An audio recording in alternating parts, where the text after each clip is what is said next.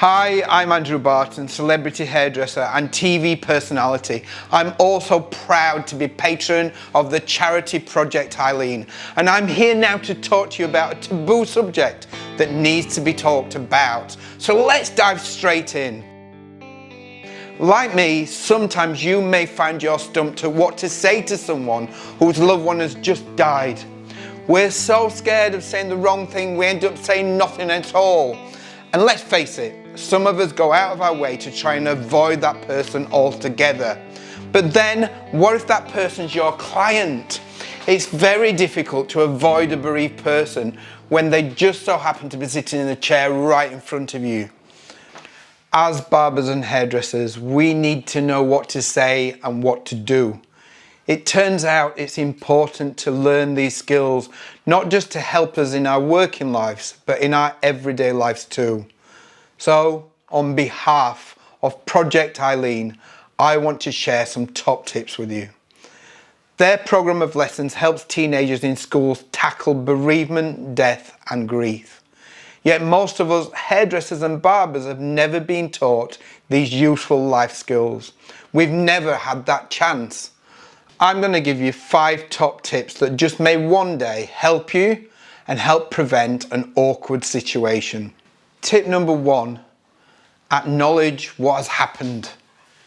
Even if it's just to say how sorry you are to hear about their loss. It's always better to say something than nothing. You can say something like, I don't know what to say, but I'm so sorry to hear your news. Or, I'm so sorry to hear about whoever it is. How are you holding up? Tip number 2, you can't fix their grief or make it go away, but you can be a good listener. It can really help a bereaved person to talk about their loved one who has died. You can say things that will enable them to do that. Words like, I can't imagine what you must be going through at the moment, but please talk to him about it if you'd like to. Don't feel bad if the bereaved person doesn't want to talk to you about their situation or their loved one. The important thing is that you've acknowledged their loss and told them how sorry you are to hear about it. Tip number 3, allow the person who is grieving to talk about their feelings without telling them how they should feel. Remember that just as no 2 heads of hair are the same, every bereaved person's experience will be different. There's no right way to feel when you're grieving, and try to avoid saying things like, I know exactly how you're feeling, or you just need to be strong, or they're at peace now, or don't cry. Everyone's allowed to cry. Everyone's allowed to cry. Tip number 4.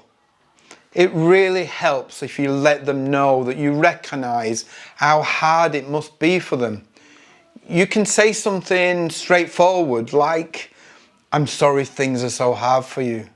Or alternatively, try, I'm sorry things are so tough for you right now. Tip number 5, there's no time limit on grieving. Your client may want to talk about the person who has died for some time, so you need to be patient. Be prepared, they may want to tell you the same stories again and again. This is because it helps them to process their grief. Patience is key. Next time you see them, ask how they're feeling, and then ask the time after that, and again after that. Often when things have quietened down, a bereaved person may start to feel quite isolated and feel like they can't talk about the person who has died with anyone.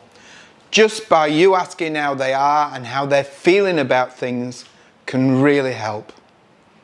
Well, that's all for now. I really hope this has helped and that you've taken something away from it. If you're interested in finding out more, check out the hair raising page on Project Eileen's website, projecteileen.co.uk, and together, let's make things a whole lot easier.